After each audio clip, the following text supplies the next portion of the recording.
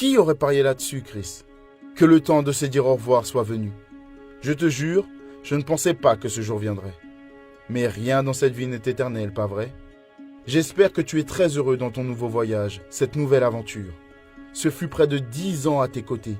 10 ans de joie, de bon football, de victoires, de défaites, mais surtout de moments merveilleux. Comme nos célébrations, par exemple. J'ai beaucoup appris de toi. Ton dévouement est la chose la plus incroyable que j'ai vue chez un athlète. Je n'ai plus besoin de dire à quel point tu es fort.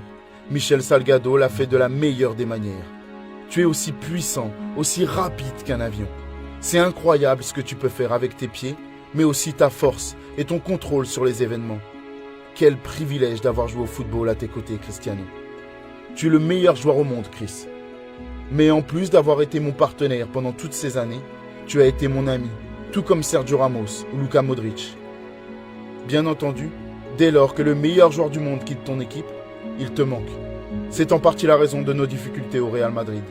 D'ailleurs, tous les joueurs du club voulaient que tu restes dans le plus grand club du monde, mais nous devions comprendre ton choix, par respect à ce que tu as été pour cette équipe, pour nous.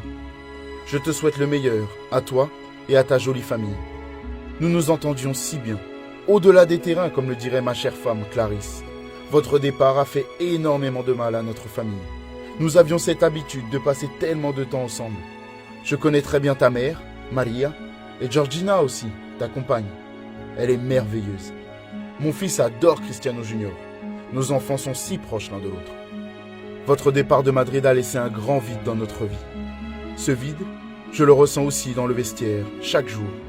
Comment pourrait-il en être autrement après 9 années passées avec toi? La tristesse que je ressens était prévisible, elle aussi. Entre ton départ et celui de Kiko Casilla, plus personne n'est assis à côté de moi. C'est fini les « Salut Kiko, salut Chris !» Désormais, je suis tout seul. Il y avait nos discussions avant les matchs, quand tu devinais les résultats, ou avant les finales, quand tu nous tranquillisais. Ça va me manquer. Tout comme ton attention pour les plus jeunes.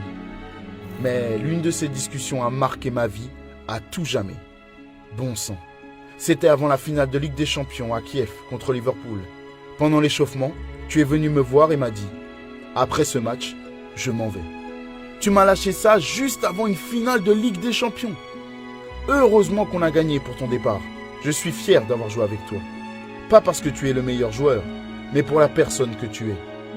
Quand j'arrêterai de jouer, j'irai m'asseoir au bar, je prendrai une bière, je raconterai nos histoires et montrerai toutes nos photos. Haha, on sera ensemble à nouveau. Je suis un grand fan de Cristiano Ronaldo, c'est clair. Pour moi, tu es le meilleur au monde. Je n'ai pas vu jouer Maradona ni Pelé de mes propres yeux, mais ce dont je suis certain, c'est que personne ne t'arrive à la cheville.